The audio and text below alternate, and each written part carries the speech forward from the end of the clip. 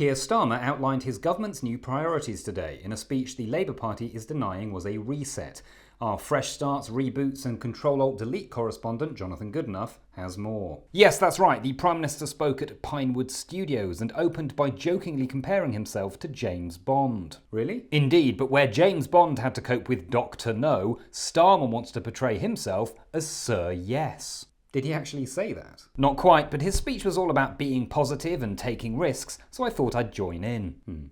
So what did he announce? Well, not satisfied with pledges, missions and first steps, Starmer has now introduced a number of milestones, targets his government can be measured against at the next election. Will that be the end of it? Well, possibly, but based on recent experience, I'd imagine that in a few months he'll announce a number of ambitions and promises, then hopes and dreams, before later next year unveiling his wishes, desires and fantasies, and then eventually turning to crossed fingers, Hail Marys and one last roll of the dice. Right, so what are these 6 milestones? A mixture of the pretty ambitious, like building 1.5 million new homes, to the pretty vague, like raising living standards. Raising them by how much?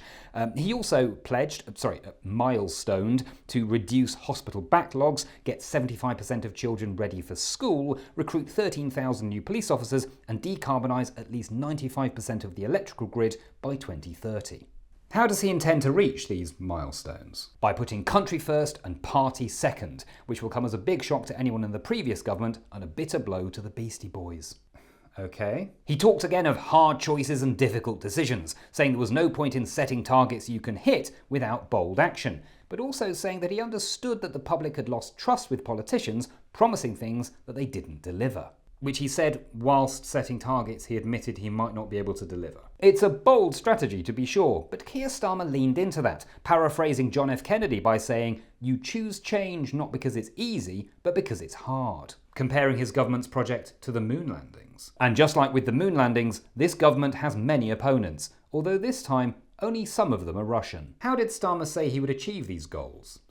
Milestones. By taking on the NIMBYs, the blockers and the bureaucrats, who he dubbed the Alliance of Naysayers, which sounds both like an excellent name for a new folk rock band and also rather similar to Liz Truss's Anti-Growth Coalition. Right. He said he will fix the foundations and find new tools, and then bafflingly didn't mention his father knowing about tools, which feels like a missed opportunity. But how will he actually do that? By putting in big planning reforms and not letting objections get in the way. As he put it, we have long freeloaded on the British genius of the past because we won't build the future. Which is a compelling vision if you don't think too hard about the fact that some of that past British genius was for conquering, colonising and looting. Careful. He also took aim at civil servants too happy in the tepid bath of managed decline, perhaps preferring them to have a vigorous shower in the cold water of a bright future. Steady on.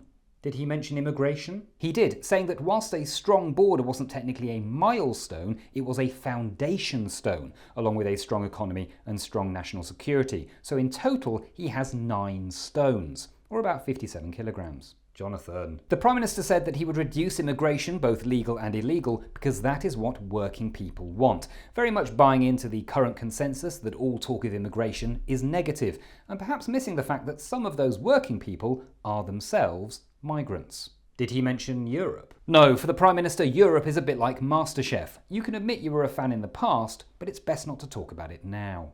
Turning to one of the milestones in detail, does he think that increasing police numbers will reduce crime? Well, the link between police numbers and crime rates isn't necessarily clear, but it has been shown to be effective if you increase the quantity of officers in known criminal hotspots. What, like rundown inner city estates? I was more thinking the City of London and the Palace of Westminster. Thank you, Jonathan.